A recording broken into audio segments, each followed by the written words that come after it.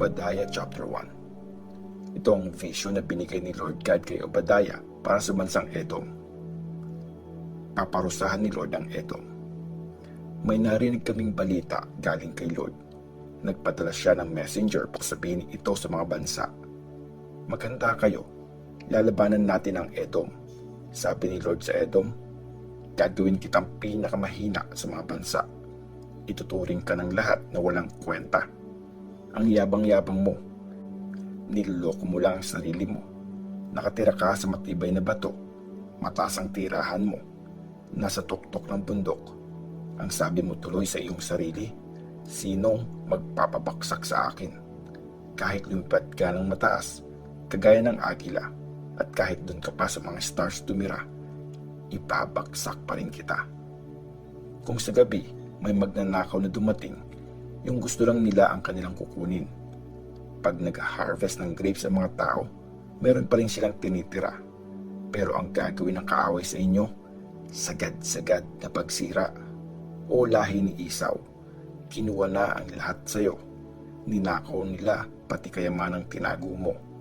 Niloko ka ng lahat mong kakampi. Pinalayas ka sa sarili mong lupain. Tinalo ka ng iyong mga kaalyado. Tinrap ka ng mga kaibigang kasalo mo. Sabi nila, nasan na ang kanyang talino? Sa araw na parusahan ko ang Edom, wawasakin ko ang matatalino. Lahat ng karunungan nila, buburahin ko. Magigimbal ang matatapang na taga-Teman. Bawat sundalo ng Edom ay mamamatay. Dahilan ng parusa sa Edom. Dahil ninakawan mo at pinatay ang lahi ng kapatid mong si Jacob, malalagay ka sa kahihiyan at forever nang may hiwalay sa akin. Nung araw na yon, pinanood mo lang sila nung pinasok ng mga dayuhan ang gate nila. Kasing sama mo rin ang mga kaaway, yaman ng Jerusalem, kanilang tinangay, nagpalabunutan pa sila para maghatian. Hindi mo dapat pinagtawanan mga kamag-anak mong napahamak. Hindi ka dapat nagsaya nung mga taga-Juda ay nawasak. Hindi ka dapat nagyabang nung sila ay nahirapan. Hindi mo dapat pinasok ang city ng aking bayan nung araw na napahamak sila. Hindi mo dapat tinawanan ang kanilang paghihirap nung araw na napahamak sila. Hindi mo dapat kinuha ang mga kayamanan nung araw na napahamak sila. Hindi ka dapat nag-abang sa mga daanan para harangin ang mga tatakas. Hindi mo dapat sila sinuko sa kalaban nung araw ng paghihirap nila. Hahatulan ng Diyos ang mga bansa. Ako, si Lord, ay malapit na ang araw na hatulan ko ang mga bansa.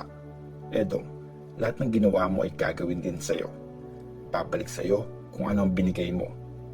Mapait na parusa ang ininom ng bayan ko sa aking banal na bundok.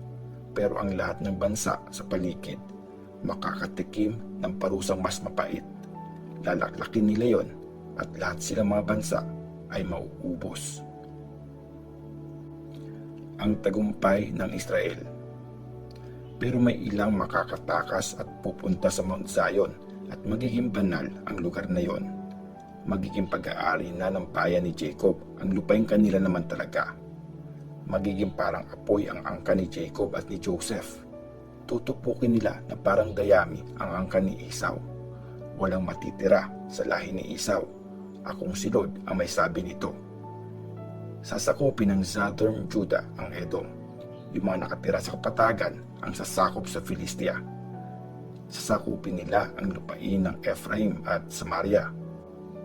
Makukuha ng mga taga-Benjamin ang Gilead.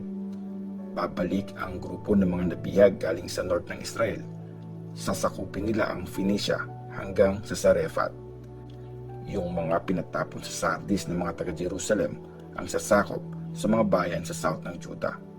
Yung mga nagtagumpay ng taga-Jerusalem sasalakay sa Edom at mamumuno doon. Tapos si Lord mismo ang magiging hari